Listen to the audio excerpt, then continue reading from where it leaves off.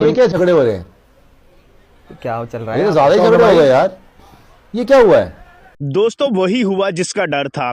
ICC ने बड़े खिलाड़ियों पर बड़ी पाबंदियां लगा दी। दोस्तों जैसा कि आपको मालूम है कि दूसरे वनडे मैच में अफ्रीकन खिलाड़ी डेविड मिलर और क्लासन की पाकिस्तान के खिलाड़ियों मोहम्मद रिजवान और बाबर आजम के दरमियान लड़ाई हो गई थी।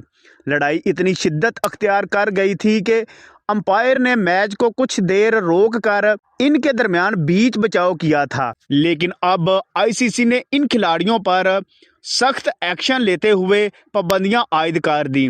आईसीसी ने इन खिलाड़ियों पर कौन सी पाबंदियां लगाई हैं वो भी आपको बताते हैं इस वीडियो में। लेकिन पहले आपसे गुजारिश है कि वीडियो को लाइक और चैनल को सब्सक्राइब करना मत भूलें। दोस्तों अफ्रीकन खिलाड़ी क्लासन पर मैच का 80% जुर्माना किया गया, जबकि उसको वार्निंग दी गई कि अगर आपने दोबारा ऐसा किया तो आप पर 3 से 4 मैचों की पाबंदी लगाई जाएगी। जबकि डेविड मिलर को वार्निंग देकर छोड़ दिया गया।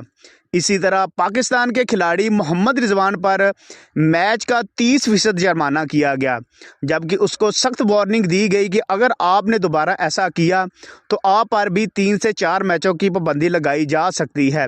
जबकि बाबर आजम को डेविड मिलर की तरह वार्निंग देकर छोड़ दिया गया। दोस्तों आपको मालूम होगा कि इस लड़ाई का आगाज हारिस रऊफ और क्लासन ने किया था।